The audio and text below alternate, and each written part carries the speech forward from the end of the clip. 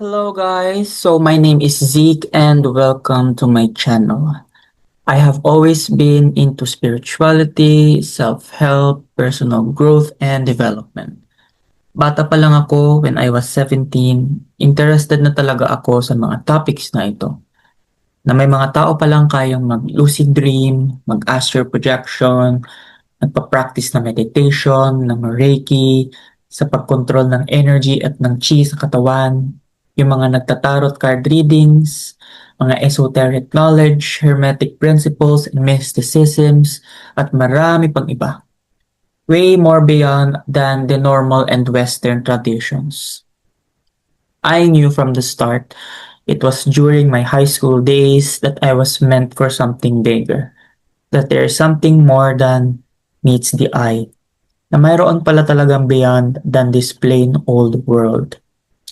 There is this faint voice that is calling me, and I knew that this path I was going to take will be hard, but it took me years to answer this calling. So the purpose of why I am starting to record this video right now is that personally because I want to be the channel of change and the source of inspiration for the many. I am also here to fulfill my purpose of raising one's consciousness and to expand people's awareness. And passion ko na talaga to help and that I've always wanted to gain impact to the world and to make it a better place. I believe kasi na lahat tayo mga tao mayroong specific powers and abilities, mga knowledge and ideas na hindi lang natin natatap or na-access because of limitations. Noon natatakot ako at nahihiya na i-share o ikwento ang lahat ng mga nalalaman ko sa mga kaibigan ko kasi iisipin nilang weird ako na mag-share ng mga ganoong bagay na mukhang imposible at malayo sa katotohanan. Pero marami ng mga taong gumagawa nito at testimonya na nagsasabing totoo sila and are proven by doing experiments and research. At hindi ko rin naman kasi masisisi yung mga tao na gano'n naman talaga na hanggang doon lang yung kanilang pag-iisip na may hangganan. And syempre, lalo na kung inosente at wala ka pang alam, you question everything you know. Diba? Lahat ng alam mo ngayon ay hindi pala totoo. And you doubt them kung paniniwalaan mo ba sila o hindi. I never shared this spiritual side of me in public yet, and I am here right now living for the cause to be real and authentic. I am done hiding from the shadows at ayoko na maging selfish pa sa mga nalalaman ko. It's now time for me to tell you the truth about everything. Ang dami-dami kong gustong i-share sa inyo pero hindi ko alam kung saan ako magsisimula. Iyon ay kung susubaybayan mo ang aking kwento. But for now, I want to share you this. But before all this, first things first, I want to congratulate you kasi if you are here right now watching this video, isa lang naman ang ibig sabihin nun. You are interested sa mga bagay na isi-share ko sa inyo ngayon and that I'm really passionate and eager to share them with you.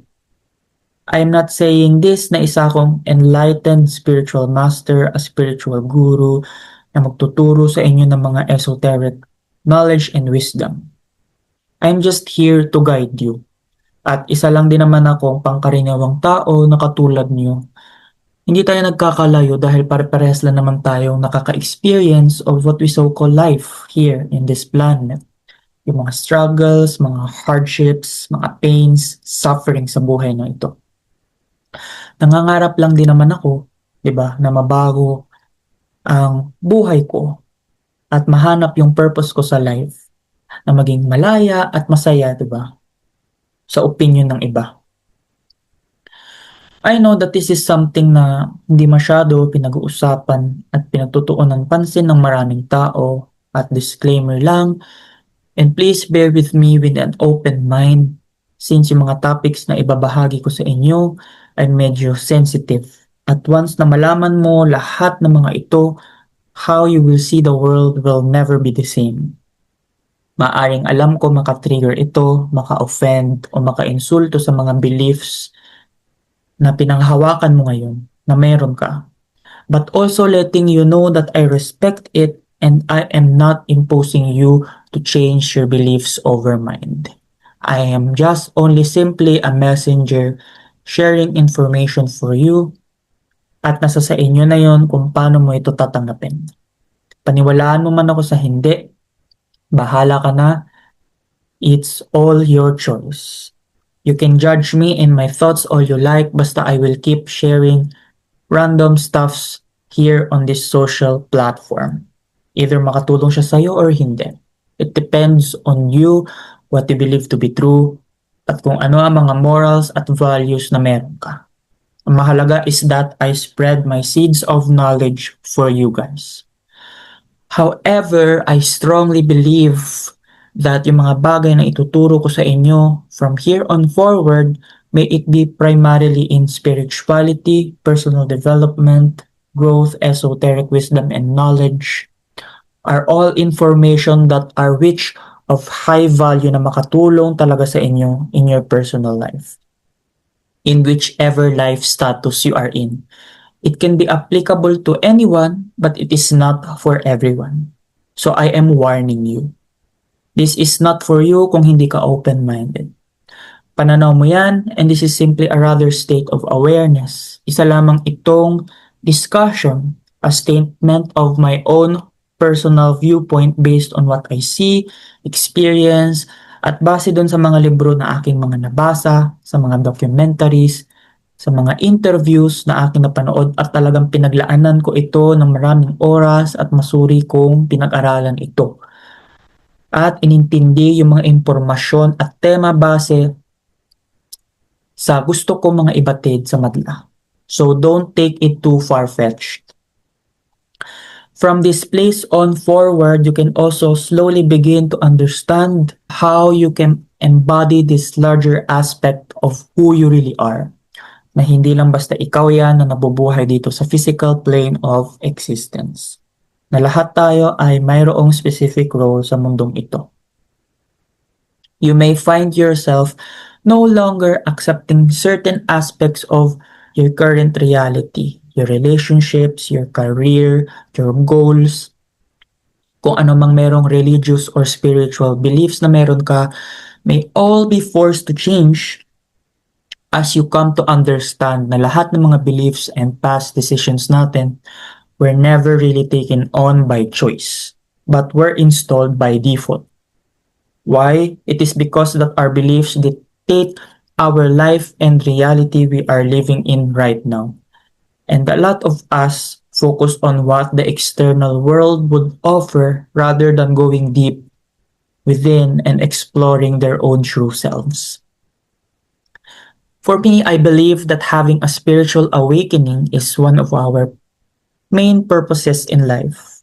I also believe that right now on the planet, more and more people are becoming aware of who they are and are having spiritual awakenings than ever before. That is simply because it is happening at a greater level. And we're going to see more and more people going through this process. So ngayon, to begin with, may gusto lang akong itanong sa inyo. And let me start with this question. Kailan mo ba huling tinanong yung sarili mo? Yung mga beliefs o pananaw mo sa buhay? Alam ko karamihan sa atin ay takot at ayaw konfrontahin yung mga beliefs natin. Hindi natin gusto i-challenge yung mga beliefs natin from the unconventional thoughts and ideas kasi it might shatter everything of what you believe to be true. Kasi yung mga beliefs at pananaw natin sa buhay ay siyang bumubuo sa kung paano natin nakikita ang mundo at ang realidad. Parang ito lang, in some religions like Hinduism or Buddhism, they prohibit the consumption of beef. Or maybe in Christians or born-agains, ipinagbabawal kumain ng baboy or whatever. So naturingang you belong into that particular religion and then you met other people that they can eat burgers or fries, they can freely eat whatever they want without having any feeling of guilt. And ikaw, you feel guilty and bad, you feel dirty, and you feel you are like the most sinner, di ba?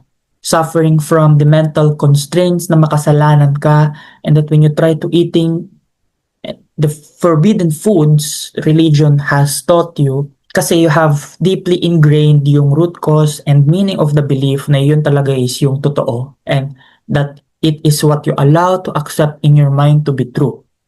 And that is what makes it your reality.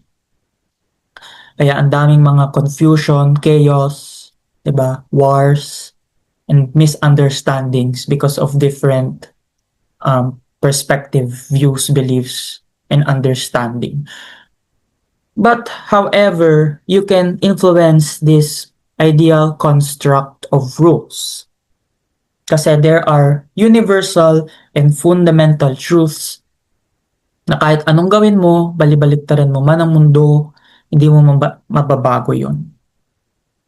So there are two types of truths. One is the absolute truth and the relative truth. So the very best example is yung pagtapon ng bola sa ere. Kahit anong gawin mo, ay babagsak at babagsak pa rin ito due to the force of gravity pulling it down to the ground. Hindi natin mababago yun. And these are the absolute truths. Wala namang ibang makakapag-argue o makakapagbago na ang 1 plus 1 is equals to 3. Or kahit anong number papalitan mo ito, the answer will always be 2, mathematically speaking. And yung pag-unawa naman sa culturescape, ito yung nagbibigay sa atin ng daan, ng kapangyarihan na kontrolin ang ating buhay. Sa halip na mabuhay tayo on autopilot, mula sa mga rules na ginawa nila ng society or ng ibang tao for us that seems acceptable dahil iyon lang naman ang sinusunod din nila, nagiging conscious creators tayo ng ating realidad. Pagtatanto natin na maraming mga rules na sinusunod natin ay ideya lang pala at ang mga ideya na ito ay pwedeng baguhin.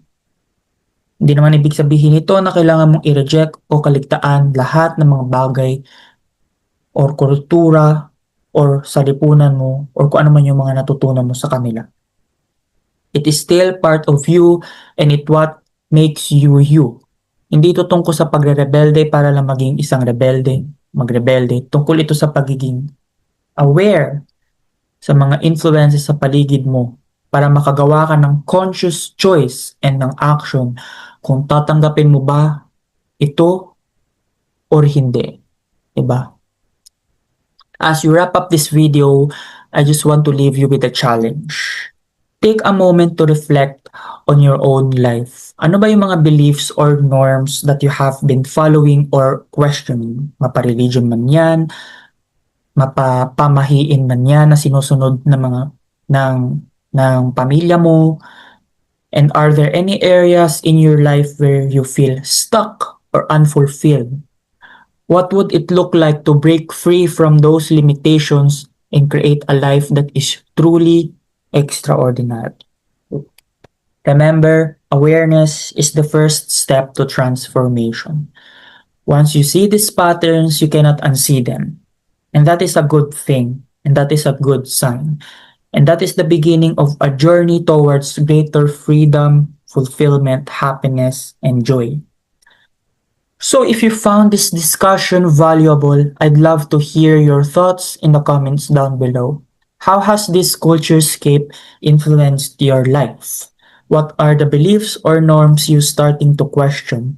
Let's keep the conversation going and support each other on this journey of growth and discovery.